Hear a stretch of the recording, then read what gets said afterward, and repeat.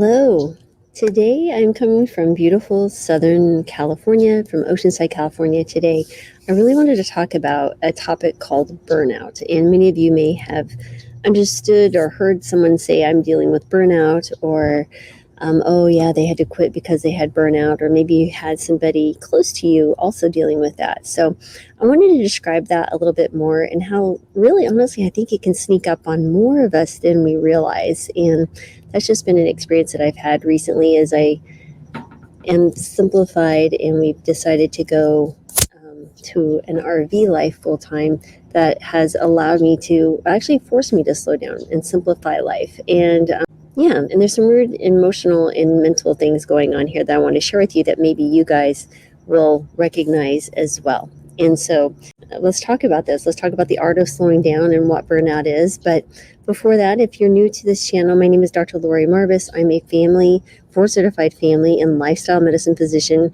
I am licensed in all 50 states and also DC. I see patients across the country and been doing that telemedicine-wise for about 7 or 8 years. But today, I want to speak to you about really about burnout. It's a really serious issue, and I think, honestly, it can affect kids. It can affect anybody in life. And so let's just get into it a little bit. So really, in this world, really moves at lightning speed, right? There's a constant pressure. We put pressure on ourselves, our kids. It's unrelenting.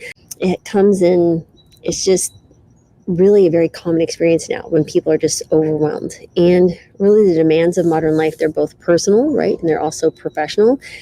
They can almost feel like you're push you to the brink sometimes, and they leave you feeling exhausted, depleted, and really just disengaged, right? You just have no energy for anything anymore. But there's kind of a way to counteract this kind of overwhelming state of emotions. And I really want to describe it as the art of slowing down, because that is kind of what we've embraced by going in an RV full time.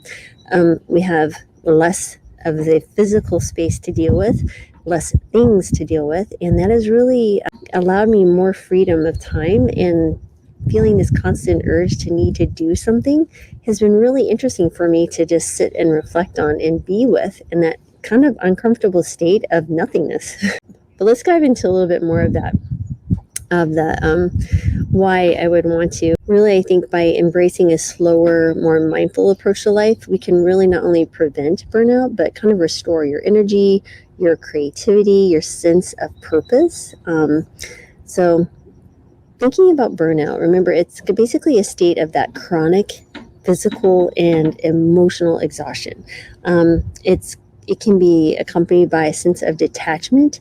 It diminishes your personal feeling of accomplishments or sense of accomplishment. It really comes from a place of just prolonged exposure to stress, particularly high pressure workplaces. The World Health Organization classified burnout as an occupational phenomenon, very common in physicians. Physicians have some of the highest suicide rates of any occupation. There's approximately 400 physicians who commit suicide annually, which is more than my graduating class was like 180. So it's like 2 graduating classes of medical students every single year. And so what does that look like? I guess there's 3 key dimensions when you look at the World Health Organization. It's emotional exhaustion, that feeling of being emotionally drained, overwhelmed, kind of leading to a lack of energy and motivation. 2 is depersonalization. Basically, it's a sense of detachment from your work responsibilities, which can manifest in cynicism, negativity, lack of empathy for yourself or your workmates, reduced personal accomplishment, your sense of competence, achievement, really just feel like you're ineffective in the game of life and a failure. But it doesn't happen overnight. It's important to understand this kind of gradually increases, and basically we try to meet these ever increasing demands because we don't want to let anyone down. We never take adequate rest or self-care, and over time your mind and body just can no longer sustain it, right? That constant pressure, leading to breakdown both mentally and physically. And the art of slowing down is really an art, and it's a skill that you have to practice. And I'm not meaning like procrastination or just blowing off responsibilities. It's really being very intentional with your time and only allowing things in your time or your schedule or your space mentally or physically that you want there, and not just trying to escape something. Some people's like, oh, I can slow down, I can escape. I feel like that's almost what vacations have become. They become an escape for a moment, and then we come back, we're even more stressed because there's so much more to do now that we actually took time off. So what I'm really am trying to embrace here is just a different way of living. And it's a really powerful antidote to burnout because it addresses the root cause of stress and exhaustion. By intentionally slowing down, we create space, right, to rest and reflect and recharge. And those really are the essential components of preventing and recovering from burnout. For myself, like I said, I'm constantly, if I didn't feel like I was working, then I didn't feel useful.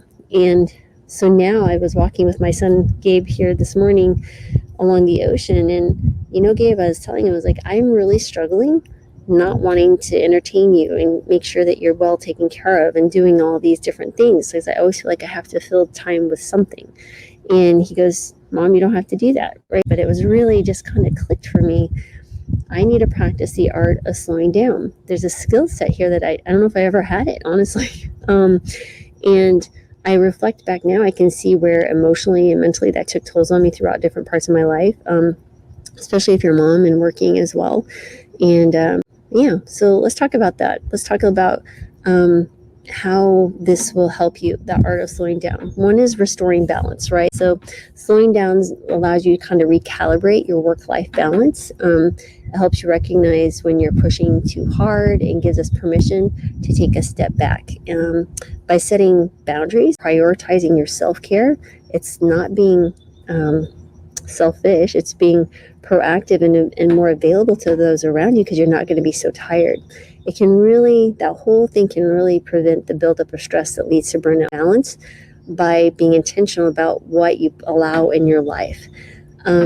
Next, I think you reconnect with purpose. We have the opportunity to reconnect with what truly matters to us. Burnout often occurs when we lose sight of our purpose and we become consumed by tasks and responsibilities and check-off lists. I am the queen of the check-off list. And we don't those actions don't align with our values.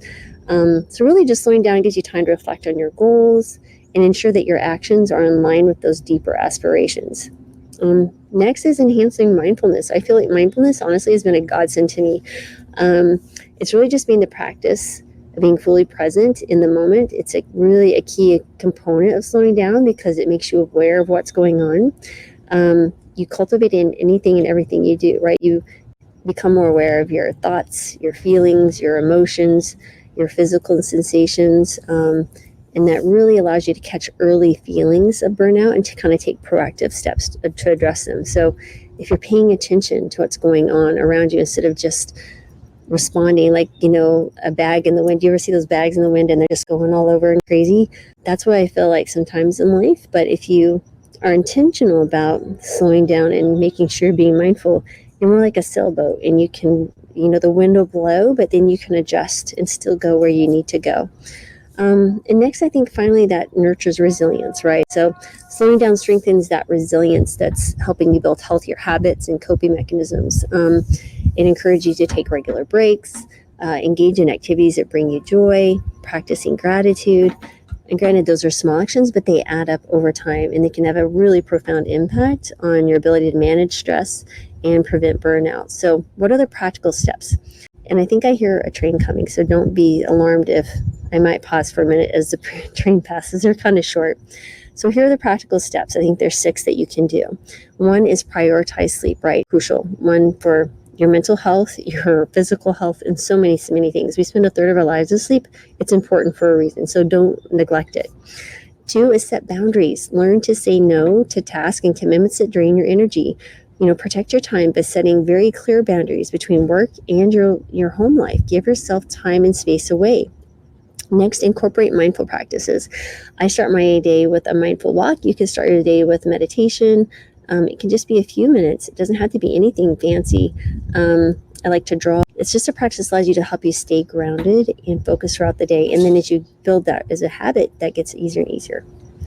Next is simplify your to-do list. So focus on completing a few key tasks each day rather than just kind of overwhelming yourself with to-do list. I think also it's probably really important to disconnect regularly. So taking regular breaks from technology, especially work-related devices, use this time to engage in other activities that relax you and rejuvenate you, such as spending time in nature, which is my favorite thing. Reading, practicing a hobby. I think you may see more of my art as I do more slowing down.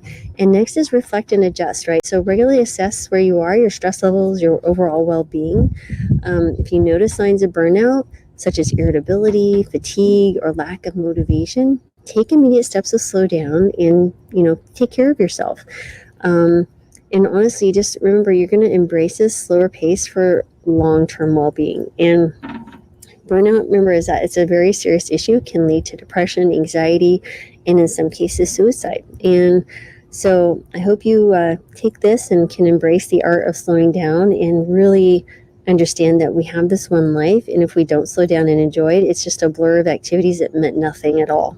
And so really that slowing down allows you to see that. So sounds like that's my cue to go. So thanks everyone for being here. Sending you joy, gratitude, love, and as always, healing, because we all need more of that in this world. So take care.